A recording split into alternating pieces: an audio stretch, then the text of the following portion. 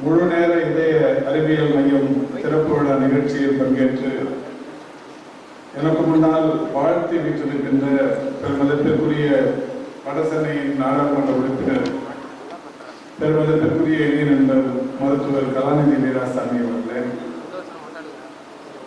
இந்த மருத்துவமனையின் பயனாளியாகவும் தொகுதியில் சட்டமன்ற உறுப்பினராகவும் தொகுதி மக்களின் பாதுகாவல் அரணாகவும் விளங்கிக் கொண்டிருக்கின்ற மரியாதைக்கும் பாராட்டுதலுக்கும் உரிய மாதவரம் சுதர்சனம் அவர்களே, நிகழ்ச்சியில் பங்கேற்று சிறப்பித்துக் கொண்டிருக்கின்ற நாங்குநேரி தொகுதியின் சட்டப்பேரவை உறுப்பினர் பெருமதிப்பிற்குரிய திரு ரூபி மனோகரன் அவர்களே, வந்திருப்பவர்களை தொடக்கத்தில் வரவேற்று சிறப்பித்து வைத்திருக்கிற பெருமதிப்பிற்குரிய வசந்த் செல்வி அவர்களே, நிகழ்ச்சியில் பங்கேற்று சிறப்பித்துக் கொண்டிருக்கின்ற இதய அறுவை சிகிச்சை நிபுணர் பெருமதிப்பிற்குரிய மூசா அவர்களே, இதய அறுவை சிகிச்சை நிபுணர் பெருமதிப்பிற்குரிய மருத்துவர் அஸ்வானி தத்தா அவர்களே, வருகை தந்து சிறப்பித்துக் கொண்டிருக்கின்ற பெருநகர சென்னை மாநகராட்சியின்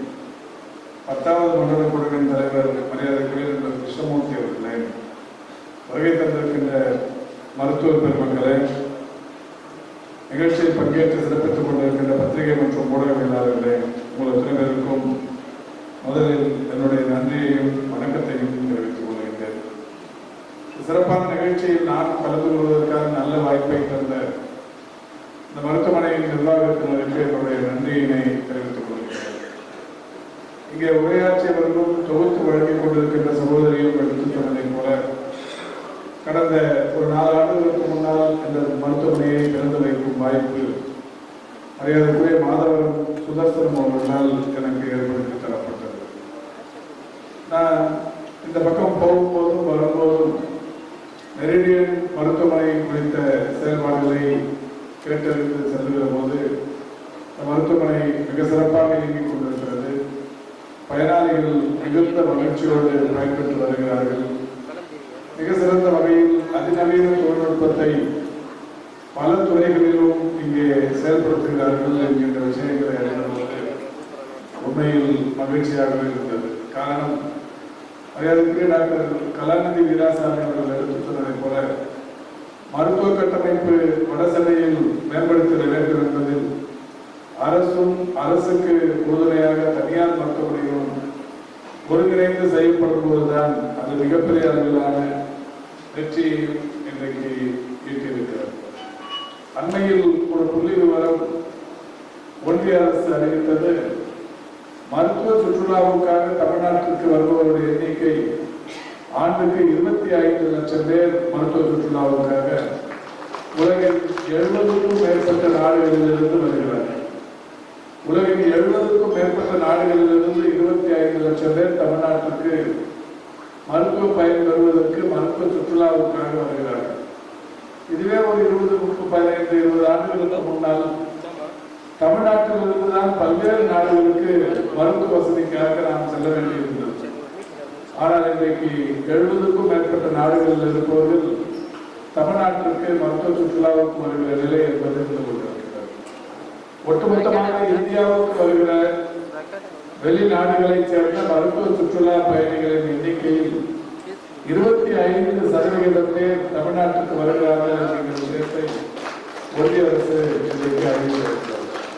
அந்த அளவுக்கு இன்றைக்கு அரசு மருத்துவ நிர்வாகங்களும் தனியார் மருத்துவமனைகளும் ஒருங்கிணைந்து மிக சிறப்பான மருத்துவ சேவையை ஆற்றிக் கொண்டிருக்கிறது. நம்முடைய தனியார் மருத்துவமனைகளை பொறுத்தவரை இன்றைக்கு அரசு எந்த வகையிலெல்லாம் மருத்துவ வசதிக்காக ஒருங்கிணைந்து செயல்படுத்திக் கொண்டிருக்கிறது என்பதை நாம் இன்றைக்கு உணர்ந்து பார்க்க வேண்டும். முத்தமிழறிஞர் கலைஞர்களால் உருவாக்கப்பட்டது மருத்துவ காப்பீட்டு திட்டம். அந்த மருத்துவ காப்பீட்டு திட்டம் இன்றைக்கு இந்தியா முழுமைக்கும் கூட ஒன்றிய அரசு ஒரு சில ஆண்டுகளுக்கு முன்னால் துவக்கி வைத்திருந்தால் இந்த 2007, 2008 ஆண்டுகளிலேயே முத்தமிழறிஞர் கலைஞர்கள் முதலில் இந்த காப்பீட்டு திட்டத்தை கொண்டு வந்தார். இந்த காப்பீட்டு திட்டத்தில் தமிழ்நாட்டில் இன்றைக்கு பயன்பெற்று வருபவருடைய எண்ணிக்கை 1,47,00,000 குடும்பங்கள் காப்பீட்டு திட்டத்தின் மூலம் பயன்பெற்று வருகிறார்கள். 1,47,00,000 குடும்பங்களில் அரசு மருத்துவமனைகளில் எத்தனை மருத்துவமனைகளில் இந்த காப்பீடு திட்டம் செயல்பாட்டில் இருக்கிறது என்றால் 964 மருத்துவமனைகளில் காப்பீடு திட்டம் அரசு மருத்துவமனைகளில் செயல்பாட்டில் இருக்கிறது. அதே தனியார் மருத்துவமனைகளில் 1267 மருத்துவமனைகளில் தமிழ்நாட்டில் மருத்துவ காப்பீட்டு திட்டம் இருக்கிறது. ஒட்டுமொத்தமாக 2237 மருத்துவமனைகளில் தமிழ்நாட்டில் மருத்துவ காப்பீட்டு திட்டம் செயல்பாட்டில் இருக்கிறது. தமிழ்நாட்டை விட பெரிய மருத்துவமனைகள் பெரிய மாநிலங்கள் இந்தியாவில் இருக்கிறது. ஆனாலும் 2231 மருத்துவமனைகளில் காப்பீட்டு திட்டத்தின் பயன்பாடு என்பது இந்தியாவிலேயே அதிகமான மருத்துவமனைகளில் காப்பீட்டு திட்டம் பயன்படுத்தப்பட்டுக் கொண்டிருப்பது என்பது தமிழ்நாட்டில் மட்டும்தான். அதேபோல் மாண்புமிகு தமிழ்நாட்டின் முதலமைச்சர்களால் 2021 டிசம்பர் திங்கள் 18ஆம் தேதி மேல்மருவத்தூரில் ஒரு திட்டம் தொடங்கப்பட்டது. அந்த திட்டம் இன்றைக்கு தமிழ்நாட்டில் மட்டுமல்ல இந்தியாவுக்கே ஒரு வழிகாட்டும் திட்டமாக இருந்து கொண்டிருக்கிறது. தமிழ்நாட்டை பொறுத்தவரை மாண்புமிகு முதல்வர் அவர்கள் பல்வேறு மருத்துவ திட்டங்களை இந்த மாநிலத்தில் செயல்படுத்தி உலகத்திற்கே ஒரு முன்மாதிரி மாநிலமாக தமிழ்நாட்டை ஆக்கி காட்டியிருக்கிறார். மக்களை தேடி மருத்துவம் என்கின்ற மகத்தான கடந்த ஆண்டுக்கான ஐநா சபையின் விருது தமிழ்நாட்டிற்கு கிடைத்திருக்கிறது. 2,44,00,000 மேற்பட்டவர்கள் மக்களை தேடி மருத்துவம் என்கின்ற திட்டத்தின் மூலம் பயன்பெற்றிருக்கின்ற காரணத்தினால் ஐநா சபையின் பொது சபை கூட்டம் கடந்த ஆண்டு செப்டம்பர் திங்கள் 25ஆம் தேதி அமெரிக்காவில் இருக்கிற நியூயார்க் நகரில் கூடி உலக அளவில் மக்களை தேடி மருத்துவம் பார்க்கிற மாநிலமாக தமிழ்நாடு இருக்கிறது என்பதை கண்டறிந்து United Nations inter agency task force award என்கின்ற ஒரு விருது தமிழ்நாட்டிற்கு ஐநா சபை தந்திருக்கிறது. இந்தியாவில் இருக்கிற மாநில அரசுகள் நடத்துகிற மருத்துவமனைகளுக்கு மருத்துவ கட்டமைப்புக்கு முதன்முறையாக ஐநாவின் விருது கிடைக்கப்பட்டிருப்பது என்பது மாண்புமிகு தமிழ்நாட்டின் முதலமைச்சருடைய வழிகாட்டுதலோடு தமிழ்நாட்டில் இருக்கிற மருத்துவ கட்டமைப்பு. அந்த வகையில் ஒரு இன்னுயிர் காப்போம் நம்மை காக்கும் 48, இதயம் காப்போம், பாதம் பாதுகாப்போம், நடப்போம் நலம் பெறுவோம், வருமுன் காப்போம், இப்படி ஏராளமான திட்டங்கள் தமிழ்நாட்டில் செயல்படுத்தப்பட்டு வருகிறது. அண்மையில் மாண்புமிகு தமிழ்நாட்டின் முதலமைச்சர்களால் தொடங்கப்பட்ட நலம் காக்கும் ஸ்டாலின் என்கின்ற ஒரு மகத்தான திட்டம் மக்களை தேடி போய் மருத்துவம் என்கின்ற நிலை மாறி மக்களை தேடி முழு உடல் பரிசோதனைகள் என்கின்ற வகையில் அந்த நலம் காக்கும் ஸ்டாலின் என்கின்ற ஒரு மகத்தான திட்டம் மிகப்பெரிய அளவில் பயன்பாட்டில் இருக்கிறது. நான் இந்த நிகழ்ச்சி குறித்து நம்முடைய காஞ்சிபுரம் மாவட்டத்தில் ஒரு பகுதியில் இன்றைக்கு இந்த நலம் காக்கும் ஸ்டாலின் முகாமுக்கு சென்று ஆய்வு செய்திருக்கிறேன். ஒவ்வொரு சனிக்கிழமையும் இன்றைக்கு தமிழ்நாடு முழுவதிலும் 1256 இடங்களில் நலம் காக்கும் ஸ்டாலின் என்கின்ற மகத்தான திட்டம் செயல்பட்டுக் கொண்டிருக்கிறது. அந்த வகையில் இன்றைக்கு சென்னை நீங்களாக 37 இடங்களில் தமிழ்நாட்டில் இன்றைக்கு மட்டுமே அந்த முகாம்கள் நடைபெற்றுக் கொண்டிருக்கிறது. இதை சொல்வதற்கு காரணம் தமிழ்நாட்டின் மருத்துவ கட்டமைப்பு என்பது தனியார் மருத்துவமனைகளோடும் ஒருங்கிணைந்து நடத்திக் கொண்டிருக்கிறோம் என்பதை நம்முடைய மருத்துவர் டாக்டர் கலாநிதி வீராசாமி அவர்கள் சொன்னார்கள். இந்த இன்னுயிர் காப்போம் நம்மை காப்போம் 48 என்கின்ற திட்டத்தை மாண்புமிகு முதல்வர் அவர்கள் தொடங்கி வைத்த போது சொன்னது ஒரு 500 ஹாட்ஸ்பாட்ஸ் என்று அதிக அளவிலான விபத்துகள் நேர்கிற இடங்களை கண்டறிந்து அந்த விபத்துகளில் சிக்கியவர்களை உடனடியாக சாலை விபத்துகளில் அது தேசிய நெடுஞ்சாலையா, மாநில அரசின் நெடுஞ்சாலையா அல்லது உட்புற சாலையா, பகுதி சாலையா, எங்கே விபத்து நேர்ந்தாலும் விபத்து நேர்ந்தவுடன் முதல் 48 மணி நேரத்திற்குள் மருத்துவமனைக்கு கொண்டு வந்து அவர்களுக்கு சிகிச்சை அளிக்கப்படும் பட்சத்தில் 1 லட்சம் ரூபாய் அரசின் சார்பில் உதவித்தொகை தரப்படும், உதவி செய்யப்படும் என்கின்ற வகையில் திட்டம் அறிவிக்கப்பட்டு நடைமுறைப்படுத்தப்பட்டது. இதற்கு முன்னால் எல்லாம் விபத்துகள் நேர்ந்தால் சாலைகளில் போகுபவர்கள் அந்த விபத்தை பார்த்துவிட்டு பரிதாபப்பட்டுக் கொண்டே செல்வார்களே தவிர அவர்களை கொண்டு வந்து மருத்துவமனையில் சேர்க்க மாட்டார்கள். மருத்துவமனையில் சேர்த்தால் பல்வேறு வகைகளில் காவல்துறையின் விசாரணைகளுக்கு, நீதிமன்றங்களின் நீண்ட நெடிய படிக்கட்டுகளை ஏறி இறங்குவதற்கு நமக்கு ஏன் இந்த வம்பு என்று போய்விடுவார்கள். அதற்கும் கூட நம்முடைய மாண்புமிகு தமிழ்நாட்டின் முதலமைச்சர்கள் விபத்துகளில் சிக்கியவர்களை உடனடியாக மருத்துவமனையில் கொண்டு வந்து இருப்பவர்களுக்கு 5000 ரூபாய் ஊக்கத்தொகை தரப்படும் என்று அறிவித்து அந்த திட்டத்தை செயல்படுத்த தொடங்கினார்.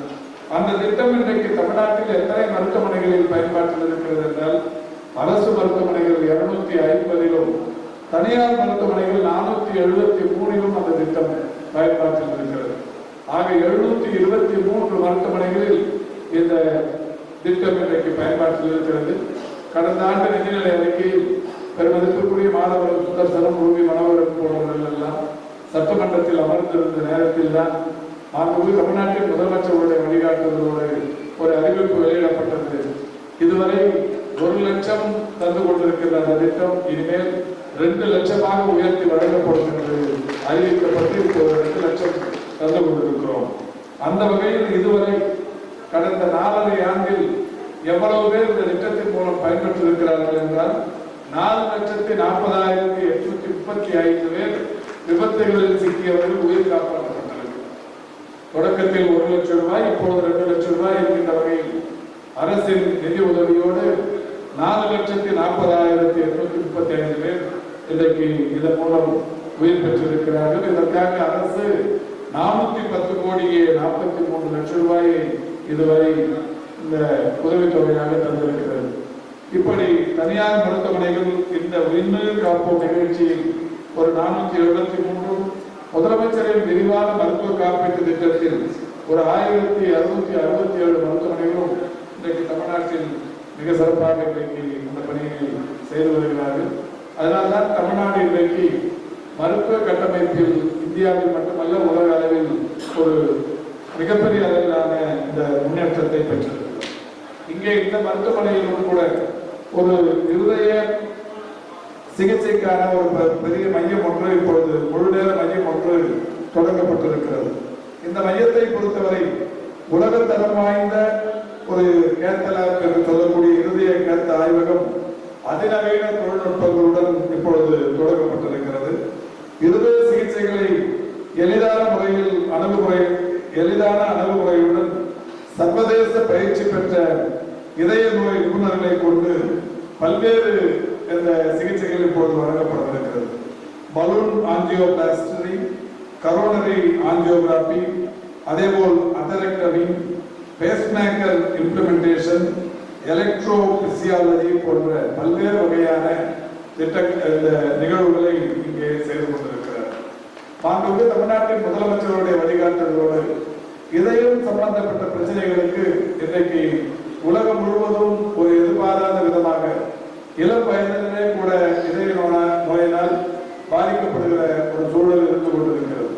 எங்களை போன்ற அரசியல்வாதிகள் நானாக இருந்தாலும், மாதவரம் சுதர்சனம் போன்றவர்களாக இருந்தாலும், டாக்டர் கலாநிதி வீராசாமியாக இருந்தாலும், எங்களை போன்றவர்கள் தினந்தோறும் ஓரிரு இழப்புகளுக்கு சென்று அவர்களுக்கு இறுதி மரியாதை செலுத்தும் போது அவருடைய வயதை கேட்கிற போது அதிர்ச்சியாக இருக்கும். 40 வயது 35 வயது உள்ளவர்கள் எல்லாம் இருதய நோயினால் பாதிக்கப்பட்டு மரணம் அடைகிற ஒரு சூழல் என்பது இருந்து கொண்டிருக்கிறது. இது தமிழ்நாட்டில் மட்டுமல்ல, உலகம் முழுவதும் கொரோனா பேரிடருக்கு பிறகு அதிகரித்து வருகிற ஒரு அதிர்ச்சியான சம்பவம். இது குறித்து இன்றைக்கு WHO ஆக இருந்தாலும், ICMR ஆக இருந்தாலும், ஒன்றிய அரசின் மக்கள் நல்வாழ்வுத்துறையாக இருந்தாலும் இதற்குரிய பல்வேறு ஆராய்ச்சிகளை செய்து கொண்டிருக்கிறார்கள். கொரோனா பேரிடருக்கு பிறகு இதய பாதிப்புகள் அதிகரிக்கிறது என்பது உலகறிந்த உண்மையாக இருந்தாலும் அதற்கான தீர்வு, இதற்கான காரணத்தை கண்டறிவதற்குரிய ஆராய்ச்சிகள் தற்பொழுது நடைபெற்றுக் கொண்டிருக்கிறது. என்றாலும் உடனடியாக உயிர்களை காப்பாற்றுவதற்கு இந்த மருத்துவமனையில் எடுத்திருக்கிற முயற்சி என்பது பாராட்டுக்குரியது. தமிழக அரசின் சார்பில் இருக்கிற மருத்துவமனைகளில் இதுவரை 27 அரசு மருத்துவமனைகளில் கேத்தலாப் வசதி அரசு மருத்துவமனைகளில் செய்யப்பட்டு மிக சிறப்பான வகையில் பயன்பாட்டில் இருக்கிறது. அண்மையில் 2023 ஜூன் திங்கள் 27ஆம் தேதி மாண்புமிகு தமிழ்நாட்டின் முதலமைச்சருடைய வழிகாட்டுதலோடு இந்த இதய பாதிப்புகளுக்கு தொடக்க நிலையாக இருக்கிற அந்த நோய் பாதிப்பு உள்ளவர்கள் பல்வேறு, அதுவும் கிராமங்களில், மலை கிராமங்களில், குக்கிராமங்களில் இருப்பவர்களுக்கு அந்த பாதிப்பு ஏற்பட்டால் உடனடியாக அவர்களை பாதுகாப்பதற்கு பெரிய அளவில் வசதி இல்லாத சூழல் இருந்தது. கோல்டன் ஹவர்ஸ் என்று சொல்லக்கூடிய இந்த குறிப்பிட்ட நேரத்தில் அவர்களுடைய உயிர்களை காப்பதற்குள் அவருடைய உயிருக்கு உத்தரவாதம் இல்லை என்கின்ற நிலையும் இருந்தது. எனவேதான் மாண்புமிகு தமிழ்நாட்டு முதலமைச்சர் அவர்கள் லோடிங் ப்ரோசஸ் என்கின்ற ஒரு திட்டத்தை 2023 ஜூன் திங்கள் 27ஆம் தேதி கோவை மதுக்கரை ஒன்றிய மலுமிச்சம்பட்டி என்கின்ற ஊரில் எங்களால் துவக்கி வைக்கப்பட்டது. அந்த திட்டத்தின்படி தமிழ்நாட்டில் இருக்கிற துணை சுகாதார நிலையங்கள் 8713லும் ஆரம்ப சுகாதார நிலையங்கள் 2336லும் இன்றைக்கு அந்த லோடிங் ப்ரோசஸ் என்கின்ற திட்டம் பயன்பாட்டில் இருக்கிறது. இந்த லோடிங் ப்ரோசஸ் என்கின்ற இந்த திட்டத்தின் பயன்பாட்டினால் இந்த ஆஸ்பிரின், குளோபிடோக்ரல், அட்டோவாஸ்டாட்டின் என்று சொல்லப்படுகிற இந்த 3 வகையான மாத்திரைகள் 14 மாத்திரைகளை ஒரே நேரத்தில் தந்து அவருடைய உயிரை அந்த கோல்டன் ஹவர்ஸ் நேரத்தில் காப்பாற்றுகிற அந்த பணியினை இந்த அரசு செய்து வருகிறது. அந்த வகையில் ஆரம்ப சுகாதார நிலையங்களிலும் துணை சுகாதார நிலையங்களிலும் கிராமப்புறங்களில் குக்கிராமங்களில் இருக்கிற இந்த மருத்துவ கட்டமைப்புகள் லோடிங் ப்ரோசஸ் திட்டத்தை தொடங்கியதற்கு பிறகு அதில் இன்று வரை எவ்வளவு பேர் உயிர் பெற்றிருக்கிறார்கள் என்றால் 20,323 பேர் இந்த லோடிங் ப்ரோசஸ் மூலம் உயிர் பெற்றிருக்கிறார்கள். நான் போகிற இடங்களில் எல்லாம் இந்த மருத்துவமனைகளில் 2 நாட்களுக்கு முன்னால் கூட ஒப்பர் விழா முடிந்து எல்லோரும் வீட்டுக்கு வந்துவிட்டார்கள். நான் அங்கிருந்து நடந்தே போய் நம்முடைய கொடுமுடி என்கின்ற ஊரில் இருக்கிற மருத்துவமனையை ஆய்வு செய்தேன். அதாவது முடித்து குளித்தலை மருத்துவமனை வந்து ஆய்வு செய்தேன். நான் ஒவ்வொரு நாளும் வெளியூருக்கு செல்கிற போது வாரத்திற்கு 3 அல்லது 4 மருத்துவமனைகளை சர்ப்ரைஸ் விசிட் என்கின்ற வகையில் ஆய்வு செய்து வருகிறேன். அப்படி ஆய்வுக்கு போகிற போது அந்த மருத்துவமனையில் இந்த லோடிங் ப்ரோசஸ் திட்டத்தால் பயன்பெறுபவர்கள் யார் யார் என்கின்ற பட்டியலை பெற்று அவர்களுக்கு நானே தொலைபேசியிலும் நேரடியாக தொடர்பு கொண்டு இந்த மருத்துவமனைக்கு வந்து இத்தனாம் தேதி இத்தனை மணிக்கு நீங்கள் இந்த ஆஸ்பிரின், குளோபிடோக்ரல், அட்டோவாஸ்டாட்டின் என்கின்ற இந்த 14 மாத்திரைகளை நீங்கள் எடுத்துக்கொண்டிருக்கிறது. இப்பொழுது உங்களுடைய உடல்நலம் எப்படி இருக்கிறது என்று கேட்டபோது அவர்கள் சொல்லுகிற ஒரு மகிழ்ச்சியான செய்தி, உடனடியாக அங்கே இருக்கிற செவிலியர் எங்களுக்கு அந்த மருந்தை தந்தார். 108 ஆம்புலன்ஸ் வரவழைத்து அங்கிருந்து ஒரு பெரிய மருத்துவமனைக்கு அனுப்பினார். அங்கே போய் ஆங்கியோ செய்து கொண்டேன், அல்லது ஸ்டன் பொருத்திக் கொண்டேன், அல்லது ஓபன் ஹார்ட் சர்ஜரி செய்து கொண்டேன், த்ரெட்மில் டெஸ்ட் எடுத்தேன், இசிஜி எடுத்தேன் என்று ஏதாவது ஒரு பெரிய மருத்துவமனையில் செய்யப்படுகிற இந்த ப்ரொசீஜர்ஸை சொல்லி இன்றைக்கு நலமுடன் இருக்கிறேன். என்னுடைய உயிரை ஆரம்ப நிலையில் காத்தது மாண்புமிகு முதல்வர் அவர்கள் கொண்டு வந்திருக்கிற இந்த லோடிங் ப்ரோசஸ் தான் என்று மகிழ்ச்சியோடு எடுத்துக் கொள்வதை தினந்தோறும் பார்த்து வருகிறோம். அந்த வகையில் இதுவரை 20,223 பேர் அந்த லோடிங் ப்ரோசஸ் தான் இன்றைக்கு உயிர் பெற்றிருக்கிறார்கள். இதை சொல்வதற்கு காரணம், இது போன்ற நிலையில் இந்த இதய பாதிப்பு உள்ளவர்களை உடனடியாக காப்பாற்றுவதற்கு இது போன்ற மருத்துவமனைகள் எடுக்கிற இந்த முயற்சி என்பது மிகப்பெரிய அளவில் பாராட்டக்கூடியது.